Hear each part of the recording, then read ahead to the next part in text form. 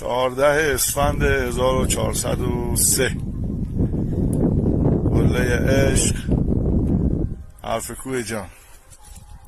هوا آفتاب عالی. به اتفاق لحاش گلم دکتر جان.